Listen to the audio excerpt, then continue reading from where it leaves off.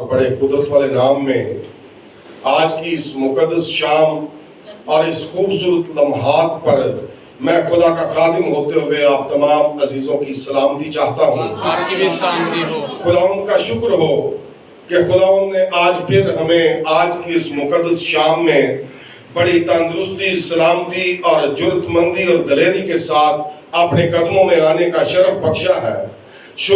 ہم اپنی ہدایت و رہنمائی کے لیے خداوند کے زندہ مقدس اور لا تبدیل کلام میں سے دیکھیں گے۔ مقدس یوحنا رسول کی معرفت لکھی گئی انجیل مقدس اس کا 13واں باب اور اس کی ہم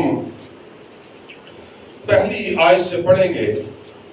کتاب مقدس میں مقدس یوحنا رسول کی معرفت لکھی گئی انجیل مقدس اس کا 13واں باب پہلی آیت سے کچھ اس طرح سے مرقوم ہے۔ عید فصح سے پہلے جب یسوع نے جان لیا کہ میرا وقت آ پہنچا کہ دنیا سے رخصت ہو کر باپ کے پاس جاؤں، تو اپنے ان لوگوں سے جو دنیا میں تھے جیسی محبت رکھتا تھا آخر تک محبت رکھتا رہا۔ اور جب ابلیس شمعون کے بیٹے یہودا اسکریوتی کے دل میں ڈال چکا کہ اسے پکڑوائے، تو شام کا کھانا کھاتے وقت یسوع نے یہ جان کر کہ باپ نے سب چیزیں میرے ہاتھ میں کر دی ہیں اور میں خدا کے پاس سے آیا اور خدا ہی کے پاس جاتا ہوں، دسترخوان سے اٹھ کر کپڑے اتارے اور رومال لے کر اپنی کمر میں باندھا۔ اس کے بعد برتن میں پانی ڈال کر شاگردوں کے پاؤں دھونے اور جو رومال کمر میں بندھا تھا اس سے پہنچنے شروع کیے۔ پھر وہ شمعون پطرس تک پہنچا۔ اس نے اس سے کہا کہ اے خداوند، کیا تو میرے پاؤں دھوتا ہے؟ یسوع نے جواب میں اس سے کہا کہ جو میں کرتا ہوں تو اب نہیں جانتا مگر بعد میں سمجھے گا۔ پطرس نے اس سے کہا کہ تو میرے پاؤں ابد تک کبھی دھونے نہ پائے گا۔ یسوع نے اسے جواب دیا کہ اگر میں تجھے نہ دھوؤں تو میرے ساتھ شریک نہیں۔ شمعون پطرس نے اس سے کہا اے خداوند، صرف میرے پاؤں ہی نہیں بلکہ ہاتھ اور سر بھی دھو دے۔ یسوع نے اس سے کہا کہ جو نہا چکا ہے اس کو پاؤں کے سوا اور کچھ دھونے کی حاجت نہیں بلکہ سراسر پاک ہے۔ اور تم پاک ہو لیکن سب کے سب نہیں، چونکہ وہ اپنے پکڑوانے والے کو جانتا تھا اس لیے اس نے کہا کہ تم سب پاک نہیں ہو۔ پس جب وہ ان کے پاؤں دھو چکا اور اپنے کپڑے پہن کر بیٹھ گیا تو ان سے کہا کیا تم جانتے ہو کہ میں نے تمہارے ساتھ کیا کیا؟ تم مجھے استاد اور خداوند کہتے ہو اور خوب کہتے ہو کیونکہ میں ہوں۔ پس جب مجھ خداوند اور استاد نے تمہارے پاؤں دھوئے تو تم پر بھی فرض ہے کہ ایک دوسرے کے پاؤں دھویا کرو، کیونکہ میں نے تم کو ایک نمونہ دکھایا ہے کہ جیسا میں تمہارے ساتھ کیا تم بھی کیا کرو۔ میں تم سے سچ کہتا ہوں کہ نوکر اپنے مالک سے بڑا نہیں ہوتا اور نہ بھیجا ہوا اپنے بھیجنے والے سے۔ اگر تم ان باتوں کو جانتے تو مبارک ہو، بشرطے کہ ان پر عمل بھی کرو۔ میں تم سب کی بابت نہیں کہتا، جن کو میں نے چنا انہیں میں جانتا ہوں، لیکن یہ اس لیے ہوا کہ نوشتہ پورا ہو کہ جو میری روٹی کھاتا اس نے مجھ پر لات اٹھائی۔ اب میں اس کے ہونے سے پہلے تم کو جتائے دیتا ہوں، تاکہ جب ہو جائے تو تم ایمان لاؤ کہ میں وہی ہوں۔ میں تم سے سچ کہتا ہوں کہ جو میرے بھیجنے والے کو قبول کرتا ہے وہ مجھے قبول کرتا ہے، اور جو مجھے قبول کرتا ہے میرے بھیجنے والے کو قبول کرتا ہے۔ خداوند اس پاک کلام کے ذریعہ سے آج شام ہم سب کو اپنی لازوال برکت سے نوازے۔ آئیے خداوند کے حضور تشریف رکھیں اور کتاب مقدس کی اس تفسیر و تشریح پر مکمل طور پر اپنے دھیان کو لگائیں۔ میرے بہن اور بھائیوں، پوری دنیا کے اندر آج کی شام یعنی جمعرات کی شام ایک مقدس دن اور مقدس رات کے طور پر جانی جاتی ہے۔ اس سے پہلے کہ کتاب مقدس کی اس تفسیر و تشریح کو ہم سیکھ سکیں، میں چند باتیں آپ کے گوش گزار کرنا چاہتا ہوں کہ اتوار والے دن سے مقدس ہفتہ شروع ہو چکا تھا۔ سوموار، منگل اور بدھ کے روز خداوند یسوع مسیح صبح کے وقت یروشلم میں آتے اور شام کے وقت بیتنیہ کے گاؤں میں واپس چلے جاتے۔ آج بھی جمعرات کی صبح وہ بیتنیہ سے نکلے، اور جب اس گاؤں سے وہ نکلتے ہیں تو جس طرح انہوں نے کھجوروں والے اتوار والے دن گاؤں سے باہر آ کر ایک دوسرے گاؤں کے نزدیک اپنے شاگردوں کو بھیجا کہ وہ جا کر گدھی اور گدھی کے بچے کو لائیں، اسی طرح آج کی شام بھی جب خداوند یسوع مسیح بیتنیہ سے نکل کر یروشلم کے طرف روانہ ہوئے تو انہوں نے اپنے شاگردوں سے کہا کہ تم یروشلم کے اندر جاؤ، اور یروشلم کے اندر تم جب جاؤ گے تو ایک شخص پانی کا گھڑا اٹھائے ہوئے تمہیں ملے گا۔ تم اس شخص سے ملنا اور کہنا کہ مالک نے ہمیں بھیجا ہے، اور مالک فرماتا ہے کہ مہمان خانہ کہاں پر ہے جہاں پر آج شام ہم فسح کے کھانے کو کھائیں گے۔ کتاب مقدس میں لکھا ہے کہ یسوع نے جب شاگردوں کو بھیجا تو ویسا ہی عمل ہوا جیسا یسوع مسیح نے ان کے ساتھ باتیں کی تھی۔ وہ گئے اور ایک شخص ان کو ملا، اس شخص سے ساتھ بات چیت ہوئی۔ اس شخص نے اپنے گھر کی اوپر والی منزل کا جو کمرہ تھا، جو بالا خانہ کہلاتا تھا، اس جگہ کو خدا کے بیٹے یسوع مسیح کے لیے اور اس کے ساتھ جتنے بھی شاگرد تھے ان کے لیے اس مکان کو، اس بالا خانے کو وقف کر دی۔ اب جب اسرائیل قوم کی اس عید کی بابت ہم دیکھتے ہیں تو جمعرات کی شام جب وہ یہ فسح کا کھانا کھاتے اور جب فسح کے بروں کو قربان کیا جاتا تو کتاب مقدس ہمیں یہ بیان کرتی ہے کہ اس عید کو منانے سے پہلے ہر ایک اسرائیلی نے، ہر ایک یہودی نے اپنے گھر میں سے خمیر کو دور کرنا ہوتا تھا۔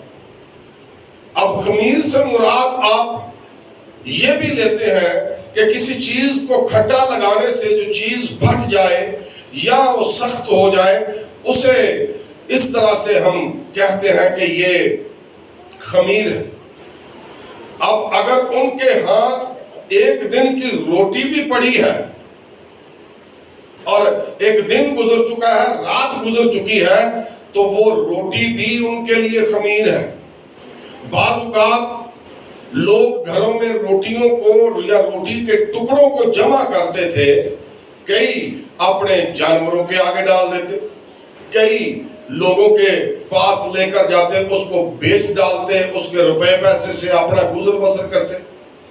یہ ایک خاص موقع تھا کہ اس موقع سے پہلے انہوں نے اپنے گھروں کو پورے طور پر تلاشی لینا ہوتی تھی کہ کہیں پر کوئی خمیر نام کی چیز، خمیر سے مراد گھر میں اگر الی لگی ہوئی ہے، جیسے پنجابی ہم کہتے ہیں کہ الی، پھپھوندی لگی ہوئی ہے یا الی لگی ہوئی ہے، تو یہ بھی ان کے لیے خمیر ہے۔ پھر اگر دیواروں کو دیکھیں یا گھروں کو دیکھیں تو جیسا ہماری دیواروں کے اندر سل موجود ہوتی ہے، ان ایام میں انہوں نے اس خمیر کو بھی یا اس عمارت کے کوڑ کو بھی دور کرنا ہوتا ہے۔ یعنی ایک تیاری ہے ایک عید کے لیے، نہ صرف بدن کی تیاری ہے بلکہ گھر کی بھی تیاری ہے۔ گھر کو بالکل پاک صاف کرنا، گھر میں سے خمیر کو دور کرنا، اور جب یہ کھانا کھانے بیٹھتے یا فسح کا کھانا کھایا جاتا تو ایک گھر کا شخص کسی خمیری روٹی کے ٹکڑے کو لے کر گھر کے اندر کسی جگہ پر چھپا دیتا، اور جب یہ کھانا کھانے کی رسم سے پہلے یہودیوں کے ہاں رسم گزرانی جاتی، اب جب اس خمیری ٹکڑے کو چھپا دیا جاتا کسی کمرے کے اندر یا کسی برآمدے میں یا کسی ٹیبل پر، تو گھر کے سب لوگ اس خمیر کو ڈھونڈتے، اپنے کمروں میں جاتے، اپنی ان جگہوں کو ٹٹولتے جو سیکرٹ جگہ ہیں. گھر میں اکثر اوقات بہت ساری سیکرٹ جگہ ہوتے ہیں. اگر آپ خاندان والے ہیں تو آپ اس چیز کو سمجھتے ہوں گے کہ پاپا کبھی کبھار چوری چھپے بچوں سے، بیوی سے پیسے کہیں پر رکھتا ہے، کوئی بچہ دیکھ لیتا ہے. ماں کسی جگہ پر پیسے رکھتی ہے تو بچے کو پتہ ہے کہ ماں نے پیسے رکھے ہیں، آج ماں نے جگہ بدلی ہے. وہ تھوڑی سی ہمت کرے گا، کوشش کرے گا تو وہ جگہ بھی ڈھونڈ لے گا جہاں پر ماں نے پیسے رکھے ہیں. سیم اسی طرح اس چیز کو چھپا دیا جاتا اور گھر والے سارے کے سارے اس رسم میں شریک ہوتے ہوئے اس خمیر کو ڈھونڈتے. اب خمیر سے جو مراد ہے وہ انسان کا گناہ ہے، یعنی دوسرے لفظوں میں وہ گناہ کو ڈھونڈتے، تلاش کرتے تاکہ اسے اپنے گھر سے باہر پھینک سکیں، اپنے گھر سے باہر کر سکیں. اور یہ یہودیوں کے ہر خاندان کے اندر فسح کے کھانے سے پہلے یہ رسم بھی ہوتی. نہ صرف یہ رسم بلکہ 2-4 دن پہلے یا 5-10 دن پہلے ہی وہ اپنے گھر کو بالکل کلین کرنا شروع کر دیتے. سو میرے بہنوں اور بھائیوں، یہ ایک بڑی تیاری کا عمل ہے کہ ہم یسوع مسیح کی ان رسومات کو جو یسوع مسیح نے خود مقرر کی، جو یسوع مسیح نے خود سے کہا کہ تم ایسا کیا کر. اب کتاب مقدس بیان کرتی ہے کہ اس ڈھونڈنے والے یا تلاش کرنے والے خمیر کے بعد وہ ایک دوسرے کے پاؤں کو دھوتے. اب گھر میں تو نہیں ہے نا کوئی دوسرے دشمن، گھر میں تو نہیں ہے نا جن کے ساتھ آپ جالس کرتے ہو یا حسد کرتے ہو یا ان کے اپوزٹ چلتے ہو. لیکن پھر بھی ہمارے گھریلو مزاج ہمارے ساتھ ملتے نہیں ہوتے. ہر ایک گھر کے اندر الگ الگ مائنڈ کے ساتھ انسان اپنے آپ کو سروائیو کر رہا ہوتا ہے. لیکن ان سارے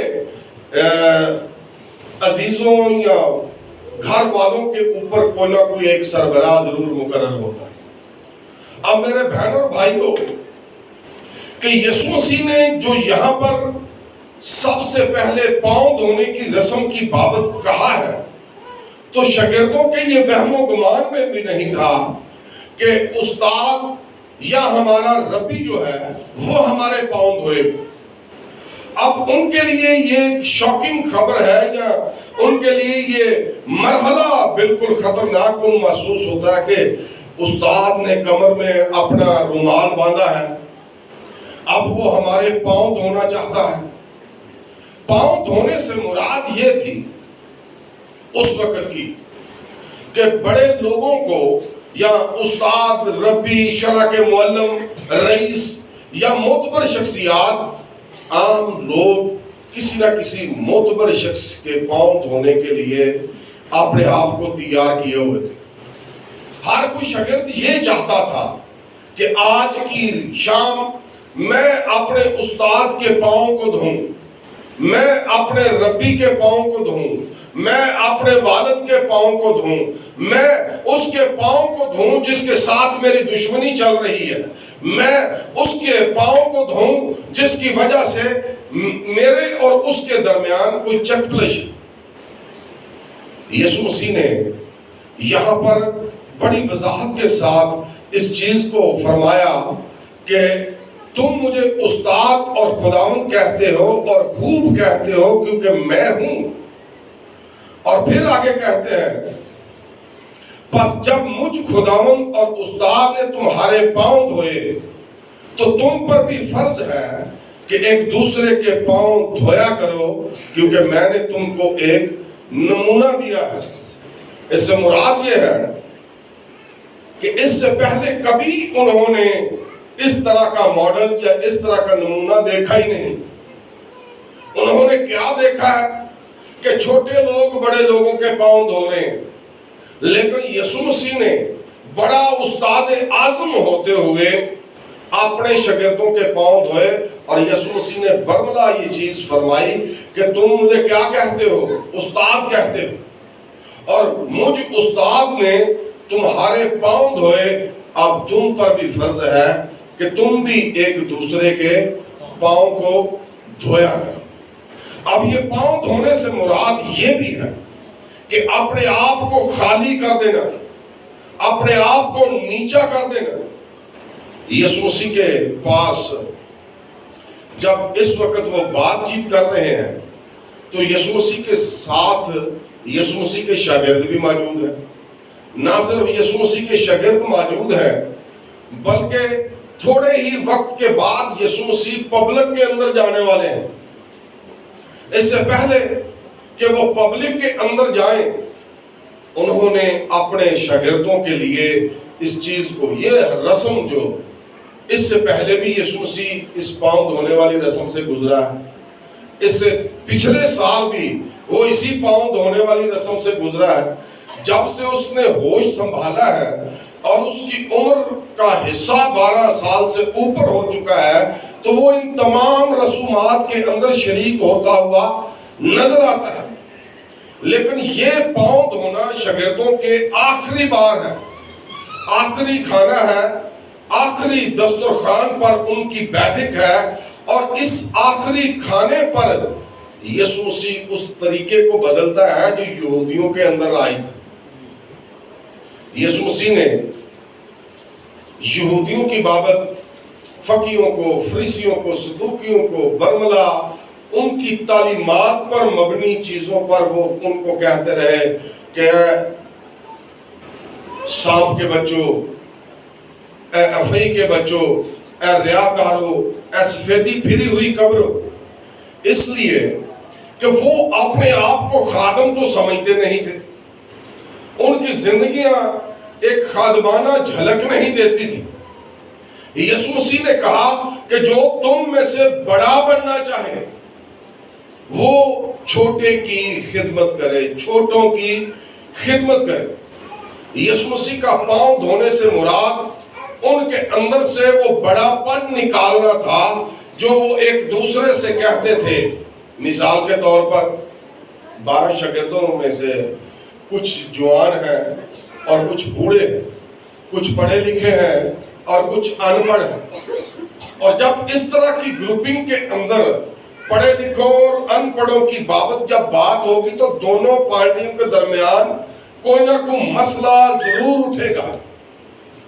شاید پڑھا لکھا کہتا ہو میں تو پڑھا لکھا ہوں، یہ تو پڑھا لکھا بھی نہیں ہے۔ اسی طرح سے یہ سلسلہ جب ہمارے درمیان آتا ہے، لیکن یسوع مسیح نے مہربانی کر کے کھڑاؤنا نہیں، گرجا لگا دے۔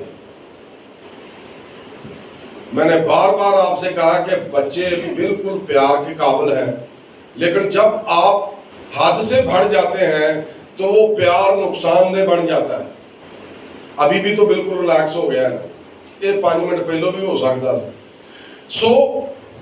آج ہم سب آئے صرف اس عبادت میں اس لیے ہیں کہ یسوع مسیح نے ایک رسم کو قائم کیا کہ ہم ایک دوسرے کے پاؤں کو دھوئیں۔ اسی لیے کہ ہم اکٹھے ہوئے ہیں، ہم اکٹھے اس لیے ہوئے ہیں کہ یسوع مسیح نے آخری فسح کا کھانا کھایا تھا اور اس نے کہا تھا کہ میری یادگاری میں تم یہی کیا کرو۔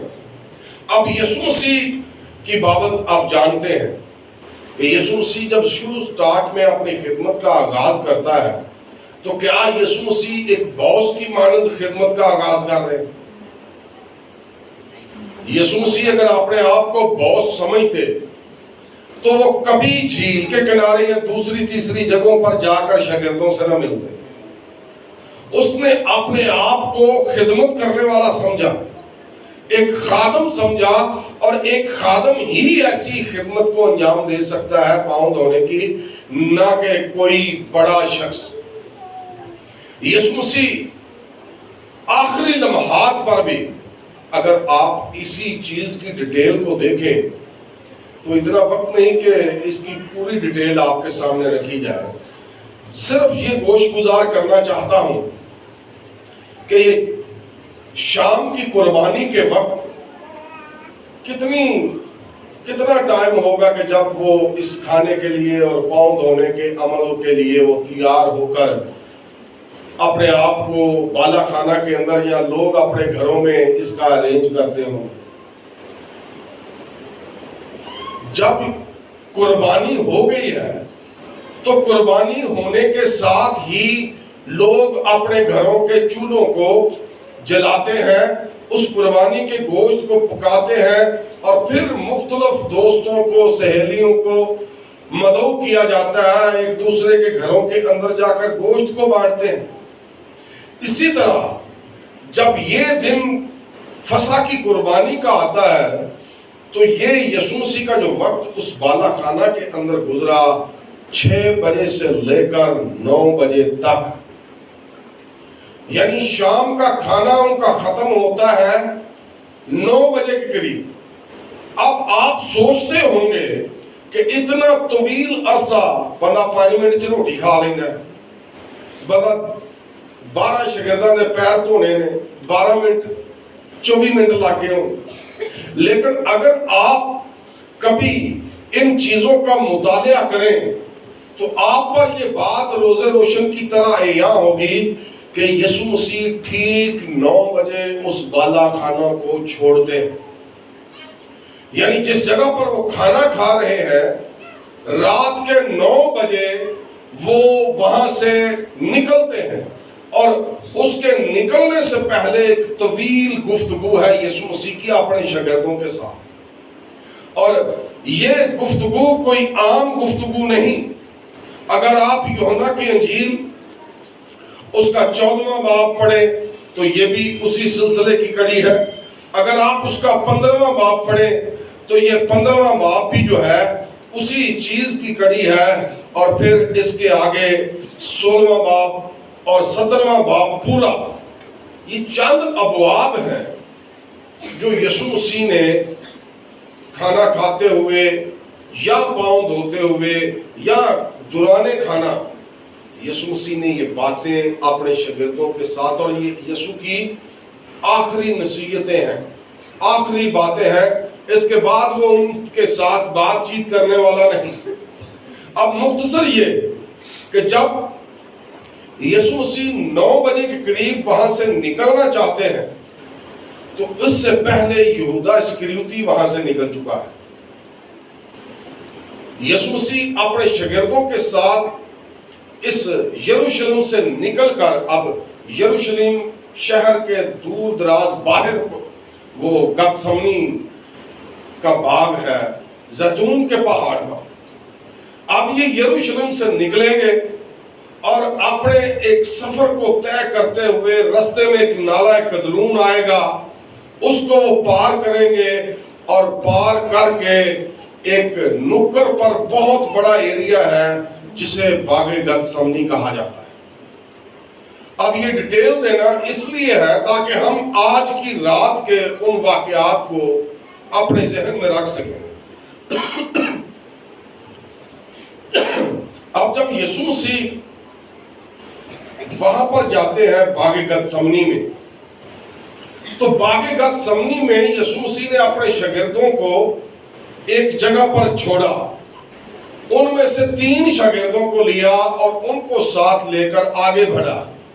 اب رستے میں ان 3 شاگردوں کو بھی چھوڑا اور اکیلا تنہا آگے بڑھ گیا, اور ان شاگردوں سے یہ درخواست کی کہ تم یہاں پر دعا میں ٹھہرو, تم یہاں پر دعا کرو. یسوع مسیح آگے چلے گئے. جب وہ دعا کرنے لگے ہیں تو ابلیس پورے جوش و خروش کے ساتھ اس بدن کو ٹارچر کرنے کے لیے پہلے سے وہاں پر موجود ہے. اب یہ یسوع مسیح کا پہلا موقع ہے کہ وہ الگ تنہا دعا کے لیے ٹھہرے ہیں وہاں. اب یہ 3 دفعہ دعا ہے وہاں پر. اس چیز کو ذہن میں کاکا شرم کر رہا ہے کہ حالے بھی نہیں آئی.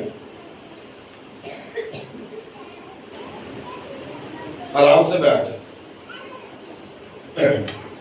جب گتسمنی کے اندر یسوع مسیح دعا کر رہے ہیں پہلی دفعہ جب وہ اپنے شاگردوں کو پیچھے چھوڑ کر آگے گئے تو کتاب مقدس میں لکھا ہے کہ وہ ایک بڑا پتھر ہے اور اس پتھر کے سامنے انہوں نے اپنے گھٹنوں کو لگایا ہے اور اس پتھر کے اوپر وہ نیم دراز ہوئے سر رکھا ہے جسے آپ سجدہ کہہ سکتے ہیں۔ اور یہ وہ پہلا موقع ہے کہ ابلیس چاہتا ہے کہ یہ یہاں پر ہی ختم ہو جائے، اور یسوع مسیح کو ابلیس اتنا ٹارچر کرتا ہے کہ اس کا پسینہ خون کی بوندیں بن کر گرتا ہے اور وہ وہاں پر خدا سے دعا کرتا ہے اور اپنا ارادہ ظاہر کرتا ہے کہ اگر خدایا ہو سکے تو یہ پیالہ مجھ سے ٹل جائے، میری نہیں بلکہ تیری مرضی پوری ہو۔ دعا ختم کر کے جب وہ چلنے لگتے ہیں تو لکھا ہے کہ آسمان سے ایک فرشتہ اس بدن کو تقویت دینے کے لیے موجود ہوتا ہے۔ وہ آتے ہیں تو ان شاگردوں کو سویا ہوا پاتے ہیں۔ یہ چیز بھی آپ اپنے ذہن میں رکھیے گا، استاد نے کیا کہا تھا؟ جاگتے رہو اور دعا کرو۔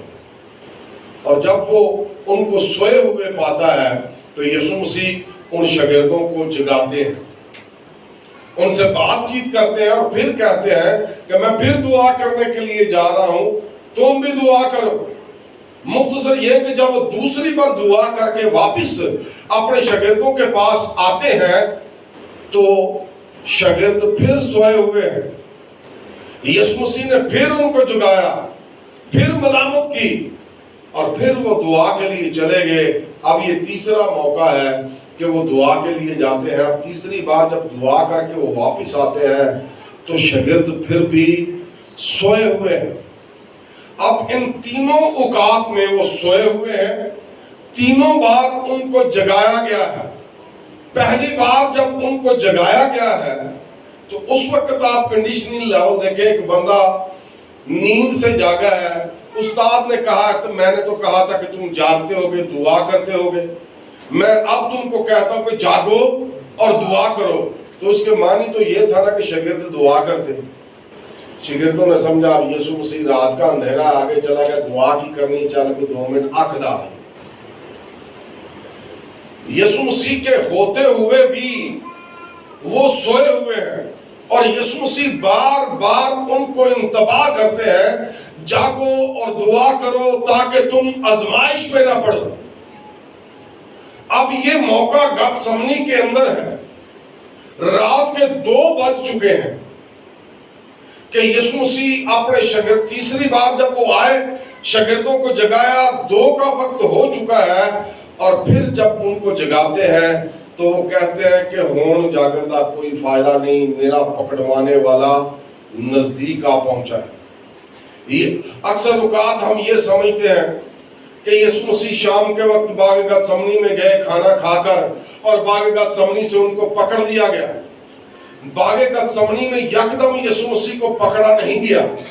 رات کے 2 بجے کے قریب یہودی شرع کے عالموں کے ساتھ، سردار کاہنوں کے ساتھ، رومی سپاہیوں کے ساتھ، اور حنا کاہن اور قیافہ کاہن کے پیادے، آپ وہاں پر قیافہ کاہن کے ایک نوکر کی بابت دیکھیں گے جس کا نام ملخص ہے، جس کا کان مقدس پطرس نے اڑا دیا اور یسوع مسیح نے اس کے کان کو دوبارہ سے اسی جگہ پر لگا کر اپنی قدرت کو ظاہر کیا۔ یعنی 2 بجے یسوع مسیح کو گرفتار کیا جا رہا ہے۔ جب 2 بجے رات کے یسوع مسیح کو گرفتار کیا گیا تو میں بھی اس وقت اس کو ہتھ کڑیاں لگائی گئی، اس کو باندھا گیا اور اسے ایک مجرم کی طرح وہاں سے جب نکالا گیا تو رستہ میں، ابھی وہ باغ گتسمنی میں ہے، باغ گتسمنی سے انہوں نے یسوع مسیح کو پکڑا ہے اور پھر اس کو لے کر کہاں پر جانا ہے؟ یروشلم کے اندر۔ یروشلم کے اندر ہیکل ہے، وہاں پر سپریم کورٹ ہے یہودیوں کا، جا کر اس مجرم کو انہوں نے عدالت میں پیش کرنا ہے۔ اور آپ یہ مذہبی عدالت کے بارے میں خود ہی خیال کریں کہ رات کے 2 بجے کون سے مجرموں کے لیے عدالت کھولی جاتی ہے، رات کے پہروں کے اندر کون سے فیصلے ہوتے ہیں۔ اب یہ 2 بجے کے قریب یسوع مسیح کو گرفتار کیا گیا اور وہ اس کو گرفتار کر کے یروشلم کے اندر لانے والے ہیں۔ وہاں گتسمنی سے لے کے یروشلم تک یسوع مسیح کو بڑی کربناک حالت سے گزرنا پڑا۔ وہ چلتے چلتے ادھر سے تھپڑ مار جاتا ہے، کسی نے منہ پر کپڑا دیا ہے اور اسے مارتا اور کہتا کہ نبوت سے بتا۔ 2 بجے کے قریب جب اس کو پکڑ کر لے گئے تو کم از کم 1 گھنٹے کا وقت صرف ہوا اس سپریم کورٹ کی عدالت یعنی یہودیوں کی مذہبی عدالت۔ اب سب سے پہلے کاہن کے پاس اسے لے جایا گیا۔ حنا کاہن نے اس کے پاس جاتا ہے، پوچھ گچھ کرتا ہے۔ مختصر یہ کہ حنا کاہن اور جو اس وقت کی جیوری ہے یا سپریم عدالت ہے وہ سارے کی ساری جو ہے وہ صدوقی نسل سے ہے، صدوقی فرقے کی ہے۔ اب صدوقیوں کے ہاں یہ مانا جاتا ہے کہ انسان جب مر جاتا ہے تو پھر بعد میں وہ کبھی زندہ نہ ہوگا۔ آخرت پر ان کا کوئی ایمان نہیں کہ آخرت بھی ہوگی یا آخرت جیسا ماحول بھی ہماری زندگیوں میں ہوگا۔ اب وہ اس چیز کو نہیں مانتے۔ اب جب یسوع کہتا ہے کہ میں مر کر تیسرے دن زندہ ہو جاؤں گا تو کیا ان سردار کہنوں کے سینے پہ گولیاں نہ چلتی ہوں گی؟ ان کی تو تعلیم یہ ہے کہ مر کر کوئی زندہ نہیں ہو سکتا۔ قیامت پر ان کا ایمان نہیں ہے، فرشتوں کو وہ نہیں مانتے، انسان کی حیات بعد بقا کو وہ نہیں مانتے۔ اب 3 پیشیاں جو ہے وہ یہودی عدالت کے سامنے، حنا کے بعد قیافہ کے پاس، قیافہ کے بعد پھر حنا کے پاس، اور پھر آخری فتویٰ جب دیا گیا تو کہا گیا کہ یہ مجرم ہے اور اس کو سزائے موت دے دینی چاہیے۔ اب وہ خود تو حکم صادر نہیں کر سکتے تھے سزائے موت کا، کیونکہ رومی عدالت میں جا کر ان کو ایسے مجرم کو پیش کرنا ہوتا تھا۔ اب جب رومی عدالت کے سامنے یسوع مسیح کو لے جایا گیا، اس سے پہلے جو ڈیٹیل ہے کہ جب یسوع مسیح باغ گتسمنی سے نکال کر وہاں پر یروشلم کے اندر لاتے ہیں تو پطرس واد شاگردہ جو پیچھے پیچھے لوگوں کے پیچھے پیچھے دیکھتا دیکھتا چلا جا رہا ہے، اور ٹھیک 3 بجے جا کر پطرس نے وہاں پہ انکار کیا ہے جب وہ یہودی عدالت میں پیشی ہو رہی ہے اور یہ برآمدے میں آگ کو وہاں پر سیک رہا ہے۔ وہاں پر وہ پیش ہوئی پوری ہوئی جو یہاں پر پاؤں دھوتے وقت کہتا تھا کہ میں تجھے کبھی نہیں چھوڑوں گا، میں تیرے ساتھ مروں گا۔ لیکن یہاں پر لکھا ہے کہ یسوع نے کہا کہ ابھی تو ایسا نہیں کر سکتا، اس سے پہلے کہ مرغ باندھ دے تو 3 بار میرا انکار کرے گا، تو کہہ رہا ہے میں مر جاؤں گا تیرے لیے، میں تجھے نہیں چھوڑوں گا۔ لیکن یسوع کو اس نے بھی چھوڑا، یسوع کا اس نے بھی انکار کیا۔ کتنی دفعہ انکار کیا؟ 3 دفعہ اگر اس کا انکار ہے تو پھر 3 بار اس نے مسیح خداوند نے اسے بحال بھی کیا۔ اب ہم پاؤں دھونے کی رسم کی شروعات تھوڑی دیر تک کرتے ہیں۔ اس سے پہلے کہ ہم پاؤں دھونے کی رسم کو شروع کریں، اس چیز کو ذہن میں رکھیے گا، آپ کی کوئی بھی رنجش آپ کے بچے کے ساتھ ہے، بچی کے ساتھ ہے، بیوی کے ساتھ ہے، خاوند کے ساتھ ہے، کسی پڑوسی کے ساتھ ہے، کسی نان پڑوسی کے ساتھ ہے، تو آج خداوند کہتا ہے کہ تم ایک دوسرے کے پاؤں دھو۔ پاؤں دھونے سے مراد ایک دوسرے کے قصوروں کو معاف کرو، تو میں بھی تمہارے قصوروں کو معاف کروں گا۔ میں اور آپ تقریباً ہر روز دعائے ربانی پڑھتے ہوں، اور اس دعائے ربانی میں ہم ہر روز دہراتے ہیں کہ جس طرح ہم اپنے قصورواروں کو معاف کرتے ہیں تو بھی ہمارے قصوروں کو یا گناہوں کو معاف فرما۔ اور یہ ایک بڑی معافی ہے اسی سلسلے۔ پاؤں دھونا ہے، نہانا نہیں ہے۔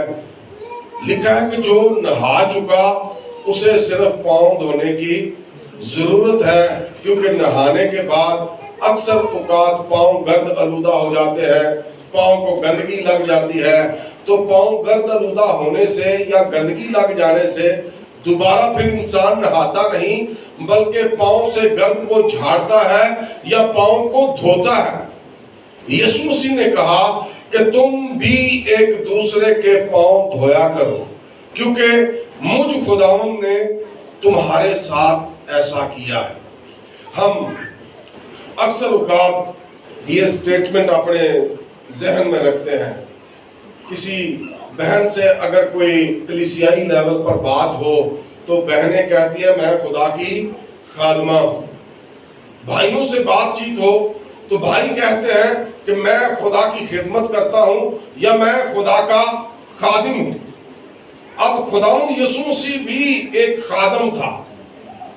یسوع مسیح نے کہا کہ میں خدمت لینے کے لیے نہیں آیا، میں اس لیے آیا کہ میں خود خدمت کروں اور اپنی جان بتیروں کے واسطے فدیہ کے طور پر دوں۔ جب یسوع مسیح نے خدمت لی نہیں بلکہ خدمت کی ہے تو پھر میں اور آپ اس کے سامنے کیا چاہیے؟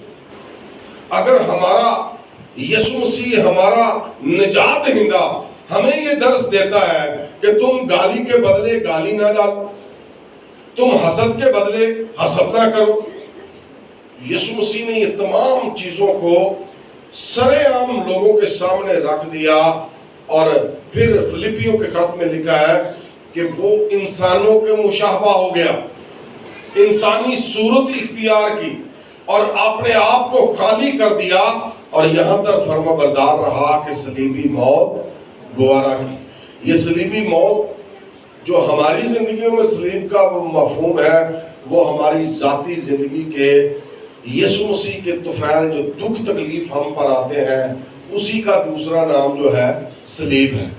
اور یسوع مسیح نے اس چیز کو برملا فرمایا بھی کہ اگر کوئی اپنی خودی سے انکار کرے، سب سے پہلے کیا کرے؟ خودی سے انکار کرے اور اپنی صلیب آپ اٹھائے اور میرے پیچھے ہو لے۔ خودی سے انکار کرنا ہی یسوع مسیح کی صلیب کی قربت کو حاصل کرنا ہے۔ یسوع مسیح کی صلیب ہمیں یہ چیز سکھاتی ہے کہ تم صلیب کے پیغام کو لوگوں تک پہنچاؤ۔ ابھی جمعے کے دن صلیب کا پیغام بھی ہم سبوں تک پہنچنے والا ہے۔